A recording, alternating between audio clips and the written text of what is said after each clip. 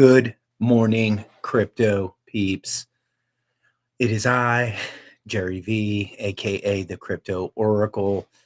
Today I am running solo. MattySats had a prior engagement with one of his radio um, promotions this Sunday morning, and it's just going to be me. No big deal. Want to start out by thanking our sponsors at Quantum Expeditions, Quantum Economics, Shieldfolio, and the team at Bitcoin Live, Nick, and all the shows that are putting on some amazing content over there at Bitcoin Live.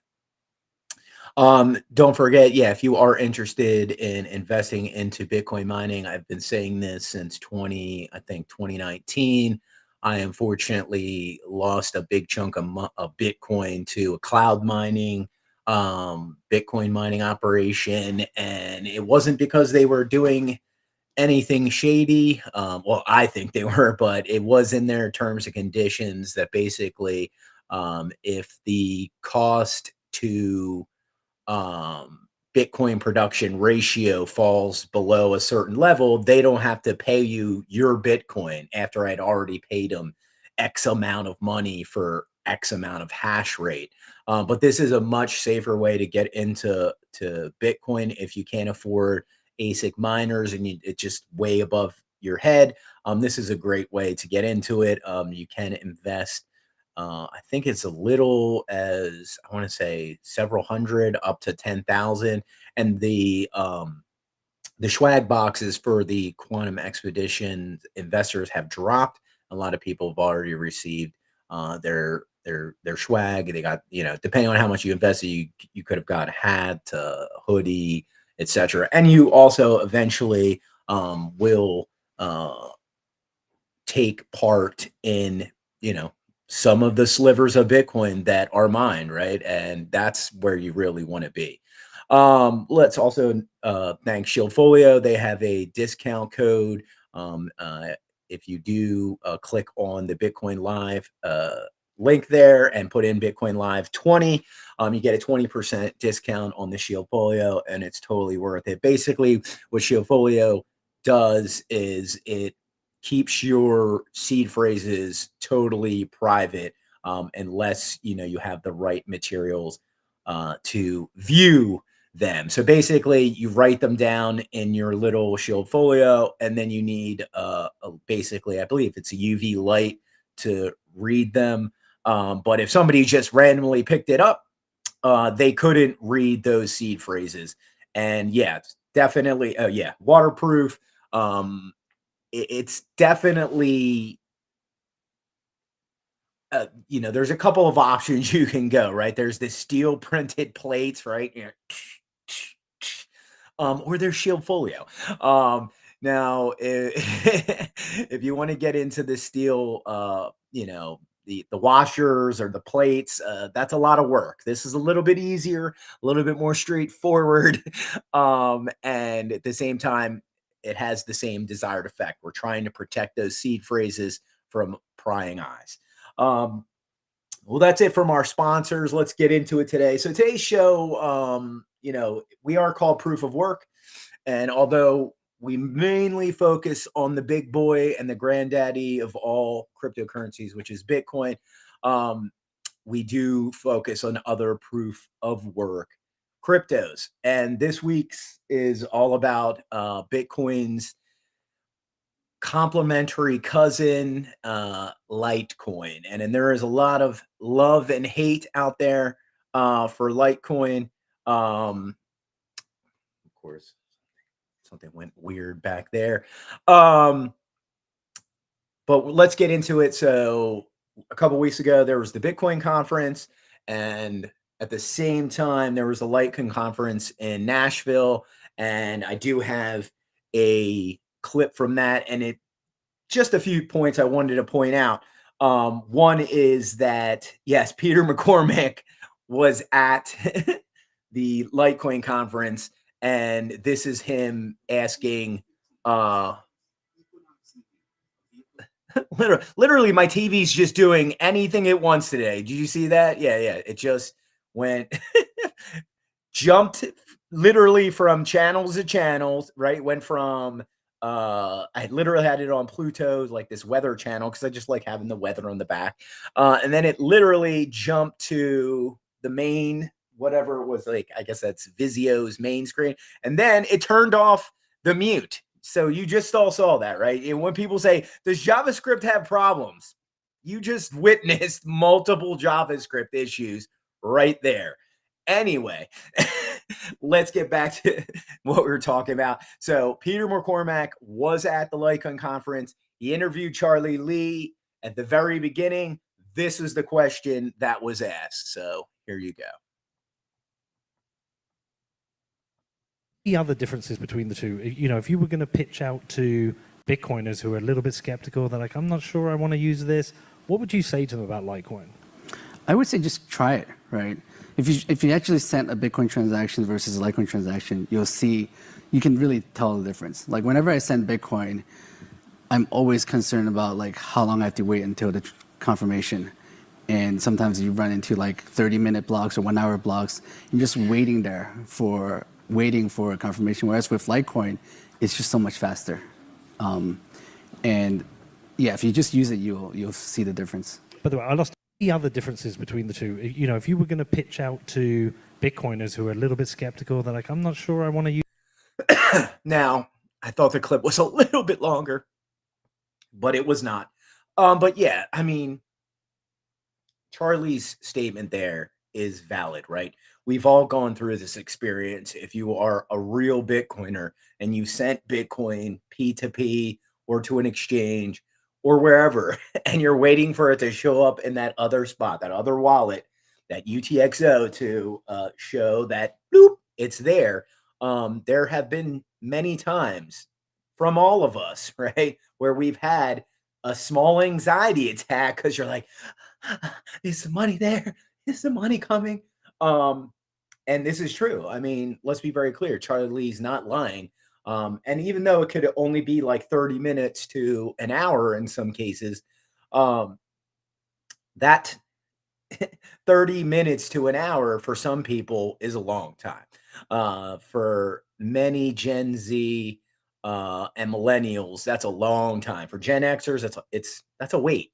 And the thing I like to tell people, so let's backpedal a little bit about the money industry to begin with, right? So if you've ever gone to a store, which 99.99% of us all have, or bought anything using your debit card, when you swipe that debit card or you tap that debit card and you put in the correct information, basically you're not paying right then and there, right? Like it's a cash transaction or a Bitcoin transaction or a Litecoin transaction.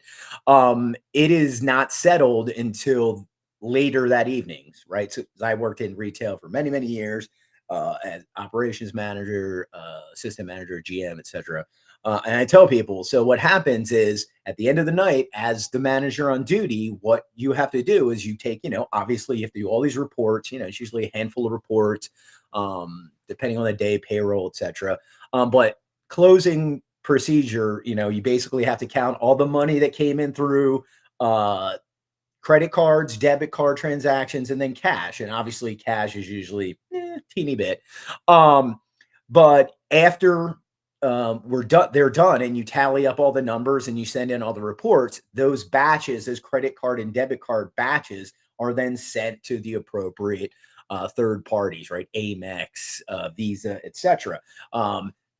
That actual payment is not processed for about 2 to 5 days, depending on the network and or what activity and what card, if it possibly it's like a credit union, it could take like a few days longer, right? Some Oregon credit union, et cetera, et cetera. But the point being is you don't physically pay for that item right then and there, right? It takes several days. So, I always tell people Bitcoin relative to the system we have now is very fast. However, Litecoin, when you send a Litecoin transaction, within about 30 seconds, you will see that the first confirmation is coming through, right? It'd be like, oh, there it is. And then usually within about 2 to 5 minutes, all the confirmations are done. And that's, that's why, again, I stopped using, when you first get into Bitcoin and you want to experiment with other things, right? You want to try some shit coinery, or you're getting into DeFi, or you want to buy an NFT, whatever the heck you want to do. A couple of years ago, your only options were Bitcoin, Tether, Litecoin, and Ethereum, right? And I tell people, you don't want to be utilizing your Bitcoin for these types of transactions.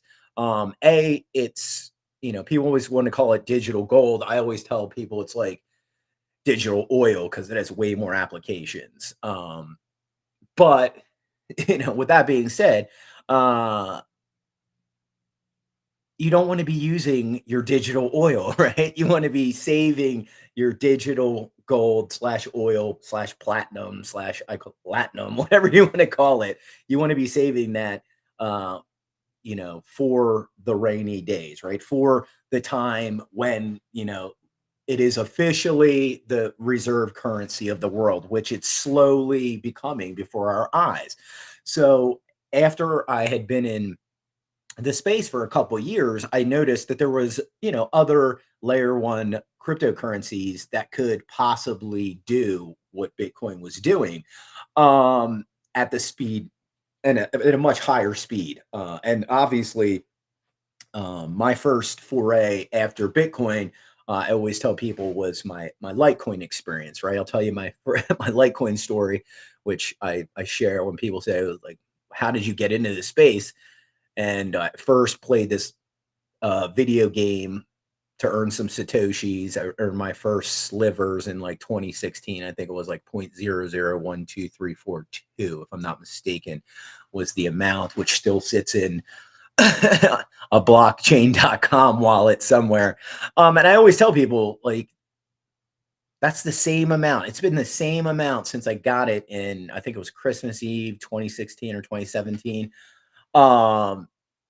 And right after that, it sat in that wallet, and then the bull run came, and then it went from being, like pennies to like actually like $2 to $5. I forget what it eventually was when Bitcoin hit 20K. But in that run up, prior to that run up to 20K, I had bought 2 Litecoin at around, I think it was like around $150. And then, or no, I bought 2 at 100 and then 2 at 150. And then Bitcoin went to 20K and Litecoin went to like right around 400. And that's when I started to be like, what the heck is this stuff? Like, this is some mind-bogglingly amazing technology that we're into. Now, again, I'd already was starting to understand what Bitcoin could do. And after I got into Litecoin, I just noticed some things, right? Like, that was the first thing I noticed was confirmation time. I was like, oh my gosh, that was fast. And like I said, even when it's not fully confirmed, you can still see like it's transmitted, right? Like, it's boop, there it is in your wallet. And it's like, oh yeah, here's one of 10 confirmations. And within about 2 to 5 minutes, there it is, and it's yours. It's in your possession. You're not waiting 30 minutes. You're not waiting an hour. And I had tested this, right, as somebody who's been in the space now for almost 7 or 8 years. I had done this with multiple cryptocurrencies, from the meme coins, right? Dogecoin, I think, was my third or fourth cryptocurrency I ever bought. And then I had experimented with Btrash, Tezos, Ethereum. And I tell people, like, look, I have tested a lot of this stuff, not all of it, but a lot of this stuff. And the more and more I experiment with Ethereum, the more and more problems I eventually faced, right? More problems keep popping up, whether that contract didn't get updated by the team, or the node, who's ever running ABC XYZ node didn't do the proper upgrade scenarios, and you open up that wallet and it says what? It says zero, it says null, it's got dashes, whatever the case may be. I made this short little TikTok video probably the other day, and I erased it because there was some sensitive information that I didn't notice until after I watched it once and was like, oh, I probably shouldn't post that. But the point of the video was I had multiple wallets showing that, that most of these alternatives out there are not going to they're not going to kill the king, right? Like Bitcoin is always going to be number one because it has the most adoption and penetration. Excuse me for 1 second. Blue, come here, buddy. Lay down. Sorry, my dog's being a little nosy. And with that being said, no one's going to take out the king, but there's always going to be, competitors, and they have to be somewhat equal in that that firmament that has been built, right? And when Charlie Lee set out to build Litecoin, like I tell people, the two smartest people in this space, one is obviously Satoshi, since he created the end all and be all. The second is, some people would say it's Vitalik, and I used to think that, and nope, I don't think that anymore. I think it's Charlie Lee. And the more you study Charlie Lee, you start to realize this guy is like almost as smart as Satoshi, right? When he built Litecoin, not only did he realize that Bitcoin was energy intensive, and he, chose script mining, the supply size, right? I tell people, I've been studying stuff for a long time now. The supply of Litecoin, right, is 84 million, or 8.4 quadrillion Litoshis, right? That combined with the 2.1 quadrillion Satoshis makes 10.5 quadrillion perfectly divisible units, right? Charlie Lee did that for a very good reason. He realized that those two supplies together could literally, that amount, right? 10.5 quadrillion, that can handle literally all of the financial world's transactions for the next 1,000, easily 100 to 1,000 years. And that's the case, right? Like it can do it all, right? Like, and now Bitcoin, if Bitcoin gets OpCat, it will have more functionality as well. But now Litecoin has this, right? It has OmniLite, it has Mimblewimble upgrade, right? And let me just pull this over. Let me just switch screens real fast. Let me see if I can find it. There it is.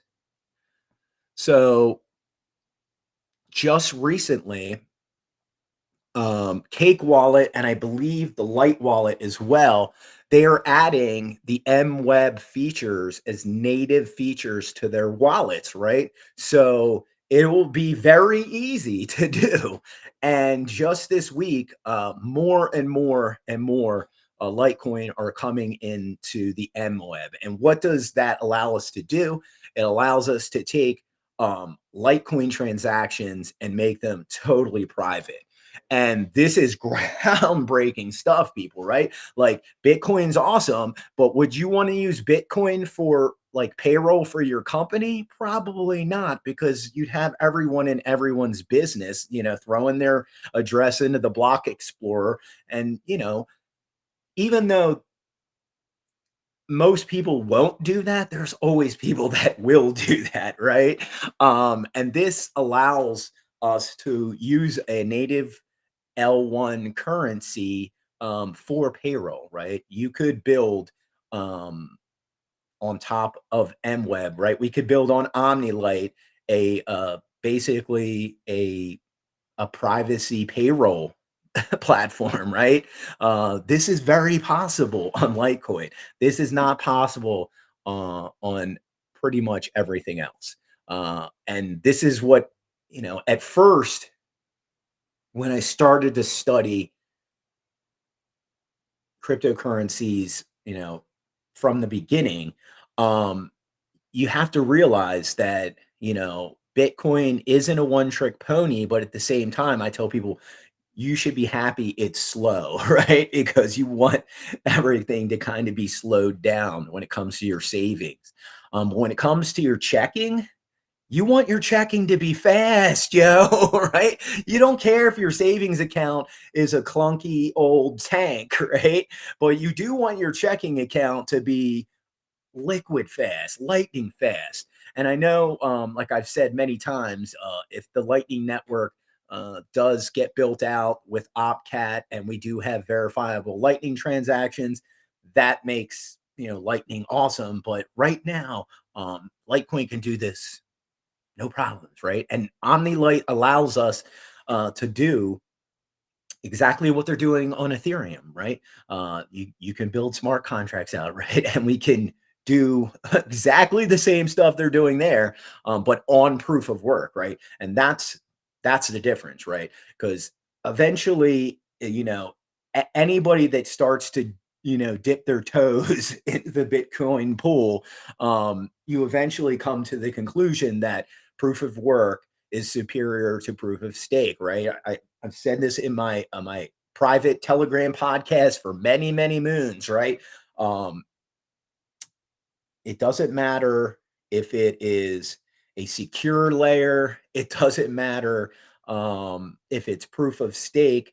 At some point, it will get gamed, right? Or the system breaks, right? For EOS, I warned about EOS with their DPoS system, right? When you have the 21 block operators, well, 21 is a very easy number to game, right? Like that's why blackjack is super popular around the world because as all these different permutations that come out and play, right? Well, 21 is not a number you want to use when you're talking about security, a decentralized security analysis, right? Like again, I warned that if one of those block producers goes down, well, what happens? Well, guess what? That happened, and then EOS had to change the rules again, and then again. Do you see where I'm going? Right? Or let's use it's like X what who is it? It's XLM or do they use a secure layer? I forget. There's a couple of them out there. They're trying to build like something very similar to this, right? Where they have a public channel where all like 80% of the transactions are done in this public channel, and then they have a secure layer that like the banks can look at. And I always tell people, I'm like, yeah, that's great until somebody figures out how to read that data or steal that data or game that secure layer. And as soon as that happens, you lose confidence in your chain, in your DAG, whatever system has been engineered, and then no one wants to use it, right? And that's what you're starting to see play out with Solana, right? There's a lot of people that love Solana because it's fast and it's easy to use, but when it breaks and you can't use it, again, proof of work is superior to proof of stake. Like, and again, it goes way beyond that with Solana because Solana is more centralized. But that's again, this is another reason I tell people why Litecoin, why Litecoin, why Litecoin, because it is very, very similar to Bitcoin in this aspect. You can't stop a Litecoin transaction. You go try and stop a Litecoin transaction. Ain't happening. I've seen many Ethereum transactions stop. I know Solana transactions can be stopped because it's super duper uber centralized. I've seen flow transactions be stopped, right? There was a guy from, oh, I forget where he was. I don't know. He's from South Korea. He's somewhere, I want to say from South Korea, or he was from the US, and he had this really big flow wallet with a whole bunch of NBA Top Shots. And one day he changed his handle on his account to like free Taiwan, right? Or something like that. And guess what? The Chinese government saw that and they contacted Flow and they blocked his wallet like that. And again, This can be done with Tether, right? This can be done with USDC. This can be done with Tether as well. I'm not, if I'm not mistaken, double check my math on that. But these are the reasons I tell people like why I'm not like 100% anti, stable coin, but I tell people you want to use it to buy your groceries? Awesome. You wanted to use it to save for a house? No, I don't think I would do that. But again, you might have to buy your house in USDC. So that might be a thing. But again, proof of work is superior, right? Censorship resistant. If your crypto isn't censorship resistant, I don't like, again, it's not a long-term play for me, because that means at some point somebody can change the rules or somebody can stop your transaction if they don't like it or they don't want it, right? Again, this is what makes proof of work cryptos far superior to proof of stake. At some level, the proof of stake can be gained, right? Whether it's internally, externally, at some point it happens, right? Right. Over the last couple of years, it's all these bridges, right? We talked about this, I want to say like 4 or 5 episodes ago, where you're moving assets from the main layer, the L1 layer, and you're bridging it to this new layer, right? And literally, I want to say out of the last dozen or 2 dozen exploits where this has happened, they've siphoned off hundreds of millions of dollars. It's been in these bridging scenarios, right? Where we're moving layer 1 assets to layer 2, and boom, someone jumps in the middle and says, and bye-bye all of your money. Again, proof of work is far superior. And after you study the space for X amount of time, you come to this conclusion. This is why people become maximalists. This is why, I tell people, I didn't come up with this term, but I am a Nakamotoist, right? Someone who believes only in proof of work for long term. And it's not just because, it's my opinion. It's also security wise, right? Like time and time again, right? Bitcoin and Litecoin, their base layers are built around cryptography. This is totally 1000% different than the banking system that we currently use, right? And time and time again, when you guys do transactions, there's only a few jurisdictions in the world where this is an exception. There's an exception to this fact. But if you're doing a transaction in the West, right, we just talked about this. It's not settled for several days, right? And again, it's not built on cryptography, right? Like your bank account in the US has somewhere between 20 to 40 firewalls around your banking's servers, right? They're to protect your data. And what are we seeing time and time again? After I finished my cybersecurity course a few years back, what did I start screaming from the mountaintops? Like, I'm right. I'm right. What happened there? You okay, buddy? And literally, nothing's secure, right? I said this in 2018. You're going to see the hackers eventually start running away from Bitcoin and Litecoin and other proof of work cryptocurrencies, because it's much easier to hack bank accounts, right? And what did we see just a few weeks ago, right? I think it was in episode 13 or 14, right? I shared an article. 1,600 banks were simultaneously hacked. Like, right? This is not like this is not me just speculating anymore. This is the truth, right? The hackers are gaining ground by the second, and the only thing that stops them is cryptography, right? Like, yes, I'm glad that Nick pointed up a good cutout there. let's talk about cold storage and hot storage, right? What's the difference, right? So hot storage is like a wallet that can be on your phone and you could use it to pay for something within a minute or two, right?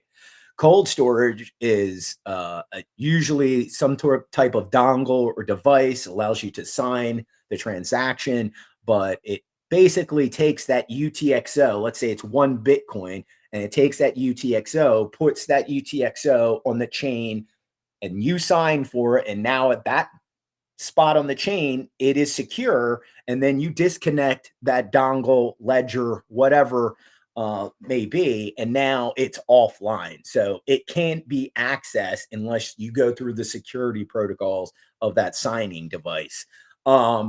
And that's a huge difference, right? I tell people, I think we discussed this in the last episode, the difference of turning on authentication for your crypto transactions is, especially when it's, taking money out of, a big exchange or a ledger account or something like that.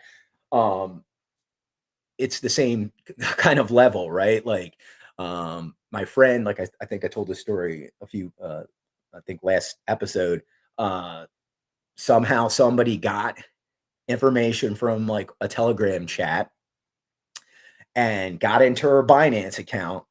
But since they didn't have her Google Authenticator information, they couldn't uh, withdraw they basically were in her Binance account, took all of her transactions and liquidated them into BTC, and they were trying to withdraw the BTC into their wallets, but they couldn't do it.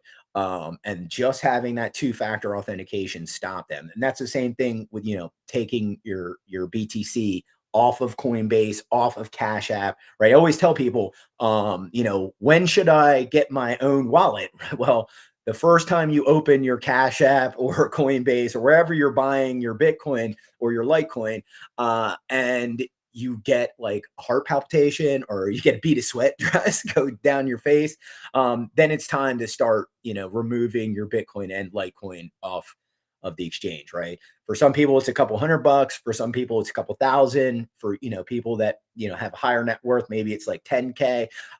But as soon as, you feel a tingling sensation, you feel nervous, you feel anxious, yeah, get it off there. Because the Coinbase problem is real. Oh, you know what? I didn't even pull up that. I'm going to pull up that right now. We're going to talk about that because we did discuss this, I think, in episode 10 or 11, but I wanted to bring it up again today because this is important. Give me 1 second.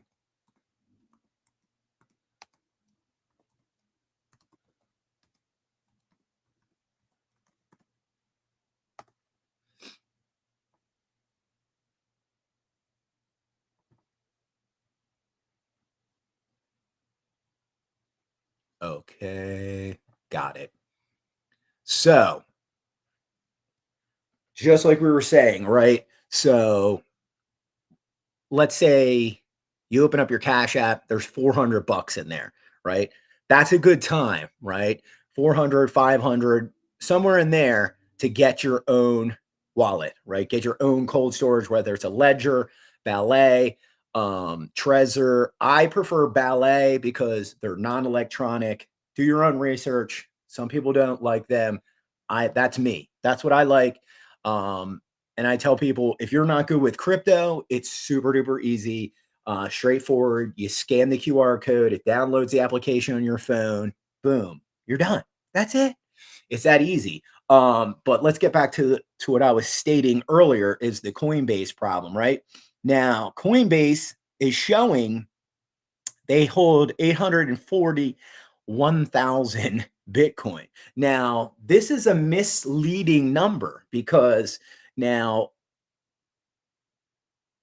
the majority of this Bitcoin being held is in ETFs, right? So that's not for sale Bitcoin, right? Even though it could be for sale, it's not for sale. There's only about, I want to say like 100 to 200,000. I didn't do the math because last time I did the math I don't know, it was like a month or two ago, and the numbers have all changed, but I'm just guesstimating, double check my math, but they hold around 600 in ETFs, right?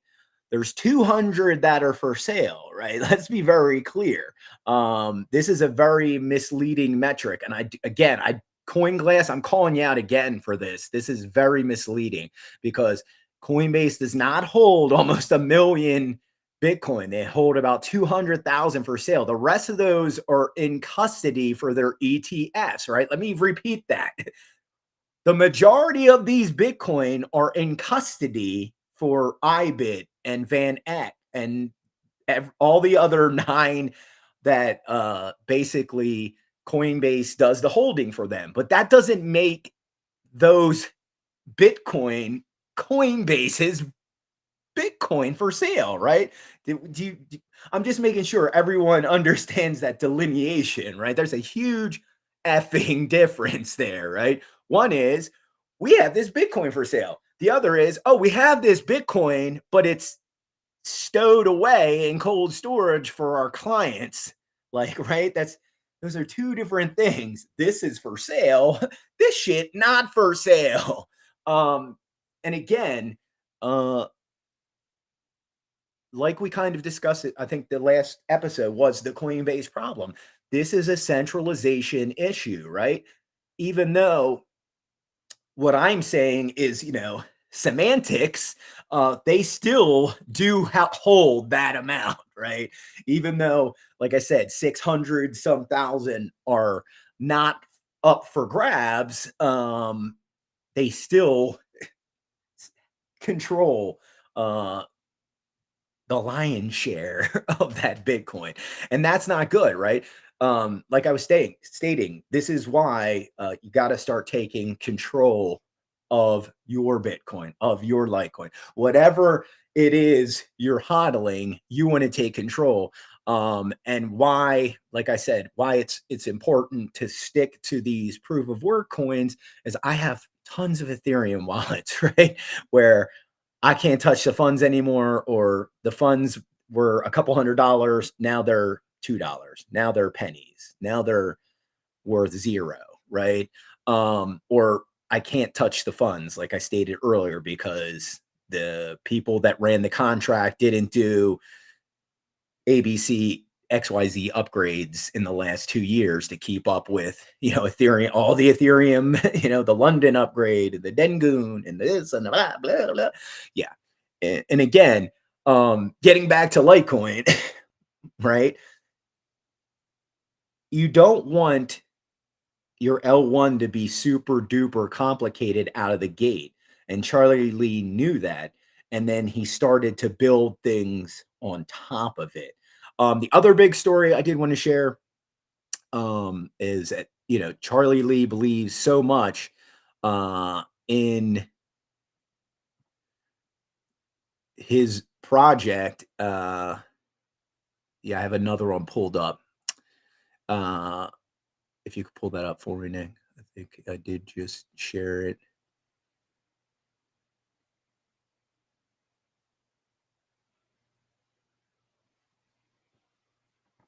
Yeah, there we go. And basically, so Charlie Lee is going to be pledging 1.25 million over the next 5 years for developers, and that's huge. That just shows you how much he believes in his project and how much he wants to bring back to the community. It's a lot of money to be reinvesting into your project, because obviously, clearly, he believes believes in it and understands why it's important. And to the people that say, "Oh, he sold his stash of Litecoin," when he did that, I think it was 2019, I believe. Double check my math. I'd let everyone know, he's basically trying to avoid securities violations, right? If he has a huge bag of said asset, then he has the potential to move the market, right? And that can be considered securities fraud. So he sold his big bag, to basically make it more fair, right? And even though I'm sure he made a mint, because I'm pretty sure he sold right when right when it was close to 400. Now he's not, he can't play these games that Mikhailov does with like XLM and XRP, right? He helped build those two protocols, and then was paid in huge bags of XLM and XRP.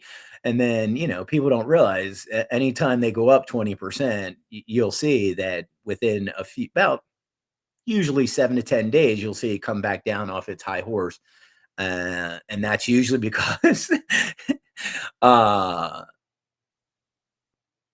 either Mikhailov himself or other people in the XLM founding members, or XRPs founding members, or in their upper echelons of their business. They have huge bags too, right? That's why I've said that for XRP for years. Oh, congratulations, they just settled their lawsuit, which that was one of my predictions. And MattySats, me and him have been saying that since I think 2021, when they got the lawsuit thrown at them. And again, that's my most favorite prediction, was that the SEC is going to get all these lawsuits thrown at them and they're going to lose a bunch. And guess what's been happening? And that's where we're at right now, right? I've been doing more listening. I went up to visit MattySats last weekend to go to the Phillies game. Unfortunately, they lost. Congratulations, Mariners. You whooped our butts. Where was I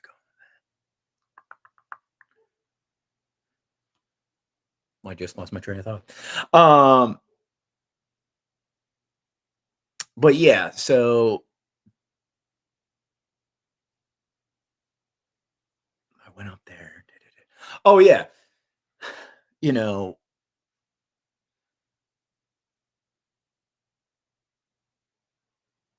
Bitcoin, again, getting back to proof of work and Litecoin, like I was stating earlier, the perfect complement to each other, right? The two supplies perfectly complement each other. And why this is important for the future, right? Like I was stating about 5 minutes ago, um, you want your L1 to be many things, but the two important things is censorship resistant and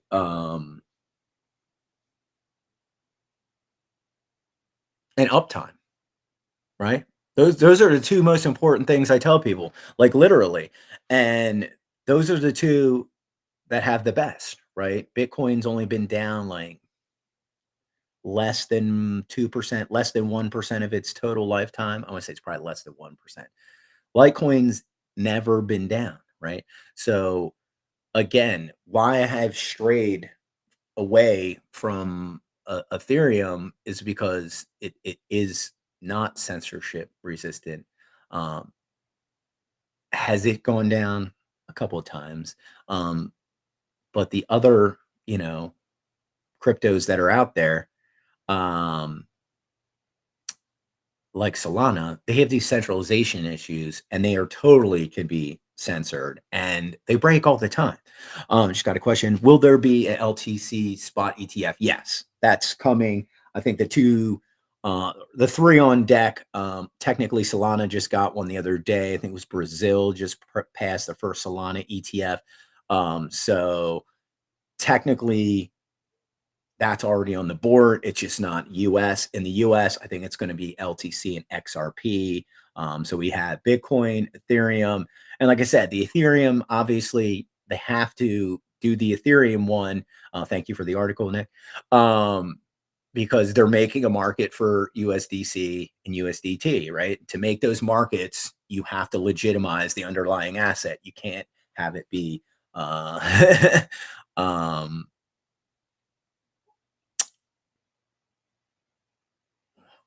regulated. Sorry, couldn't get the word out. It has to be regulated, and again, this puts it under the purview of obviously the SEC, CFTC. I don't know who's going to take the full reins on on crypto. I personally, I said it should be a totally decentralized committee of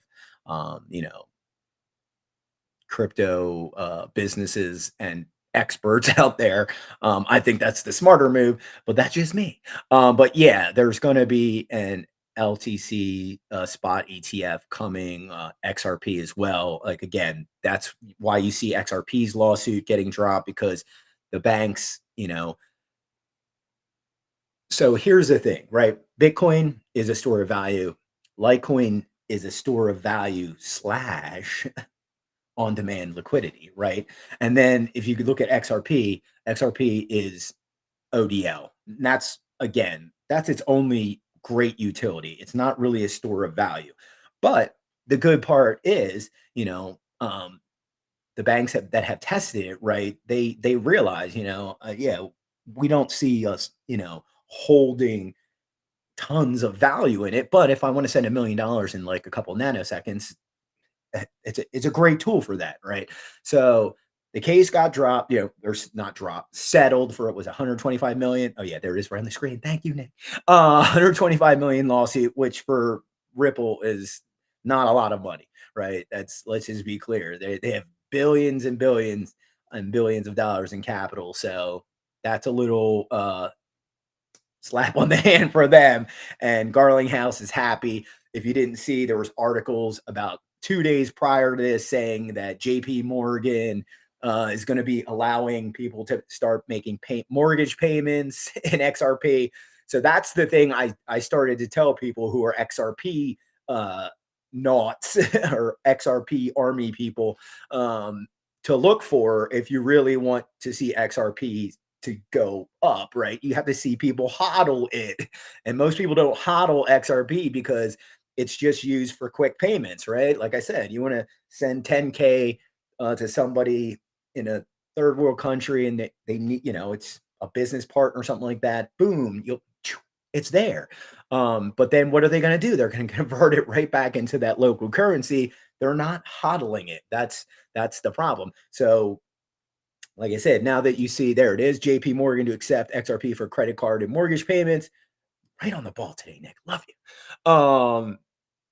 Basically, that's going to change all of those numbers, right? All of those metrics will change now. People will now have to hold a certain portion of XRP. If they're going to make a credit card payment or a mortgage payment, you're going to have to hold XRP to make that payment every month, or if that's your plan.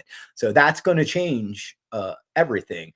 Now, again, am I saying buy XRP? No. But I wouldn't be surprised if over the next couple years, if we see XRP start to, finally, it's not going to $589, but does it go to $5? Does it go to $10? Maybe over the next 2 to 5 years, possibly, yes. But that's, as somebody who's been studying space for a long time now, that's what I'm seeing right behind the scenes. I'm sniffing out the space. This case is settled, right? So XRP ETF coming, wouldn't be surprised. LTC spot ETF, wouldn't be surprised, right? The big news, I think we talked about it a little bit last show, was that not only, was there some big names at the LTC conference in Nashville, but behind the scenes, there's big things going on, right? What was the big story? Oh yeah, so the big story was that Fidelity just wrote a prospectus on Litecoin, right? And that came out 10 days ago or so. And then 2 days later, obviously, I'm pretty sure this is only for their credit investors. Fidelity put Litecoin up for sale. Oh, wonder why? Because Fidelity's been studying Bitcoin for almost, if not longer than I have. And like everything we just discussed, right? If you've been waiting for, you know, a 40-minute confirmation time on Bitcoin, and you needed that money to be there 5 minutes ago, you're going to use Litecoin, right? Because you know it's going to get there, you know it's going to be safe, and you don't have to worry. And at the same time, 9 times out of 10, it's for something else, right? And if it's for something else, you don't want to be spending your Bitcoin on that, right? And that's another thing. People are like, "Oh, look how low Litecoin is." That's because people use fucking Litecoin, right? Go to BitPay. Let's see if Nick can pull up this one. Litecoin is the most used payment on BitPay, right? Let's see if you can find that article real quick. But yeah, these are facts, right? This is what I tell people that are Bitcoin haters. Look, you can hate it all you want. The metrics are there, right? Here, let's pull up the hash rate.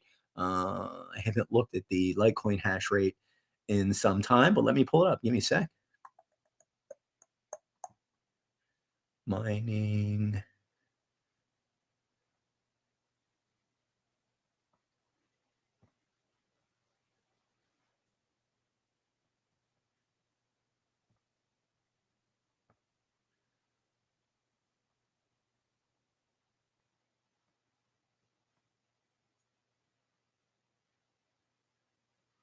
All right, I got it.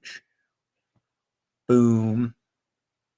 So as you can see, I mean,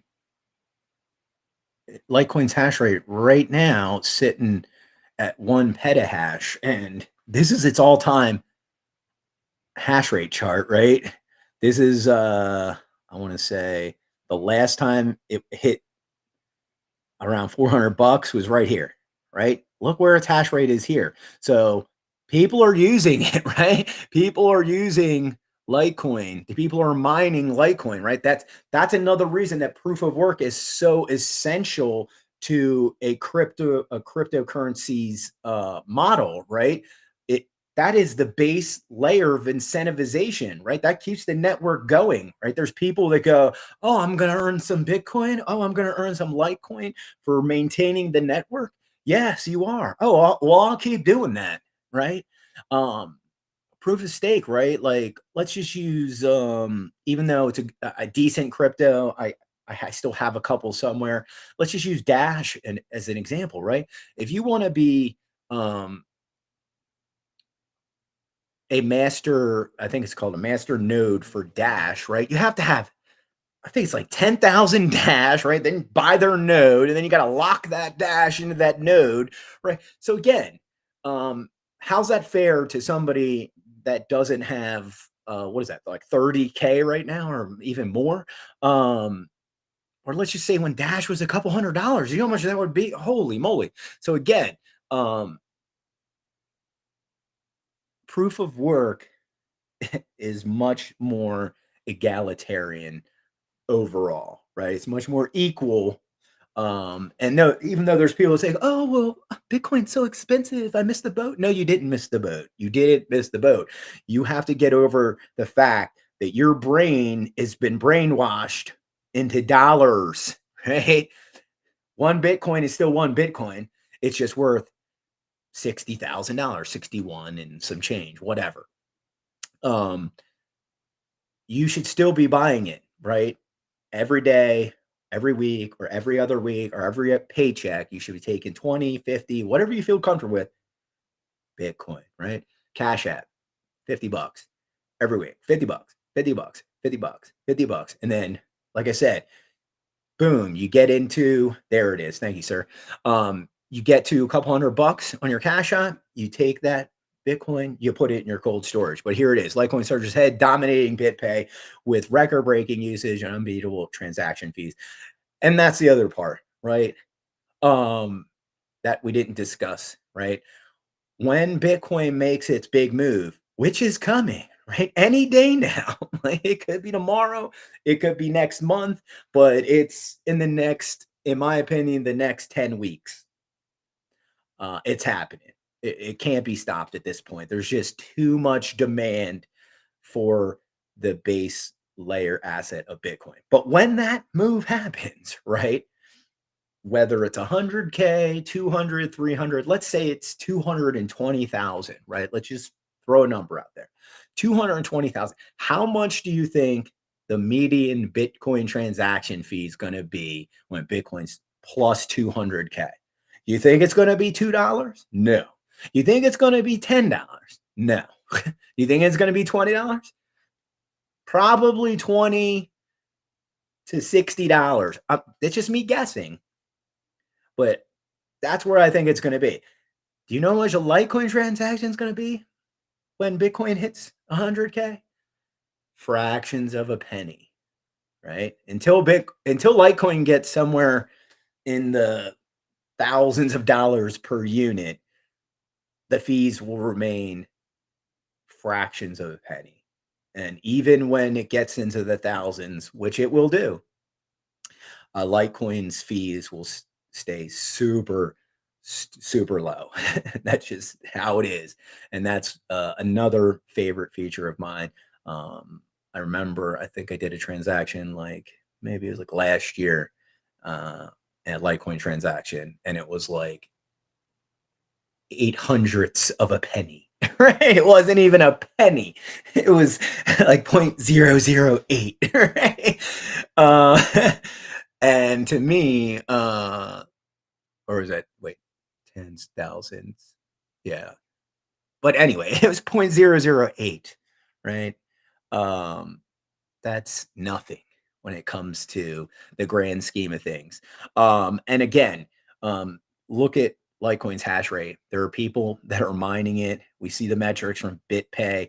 I tell people it's not going anywhere. More and more people are starting to realize why Litecoin's important, right? Fidelity just wrote their prospectus. Let me see if I can track that down real quick.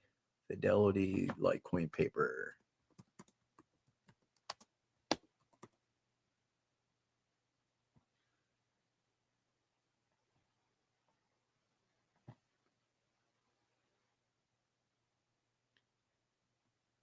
And boom, there it is.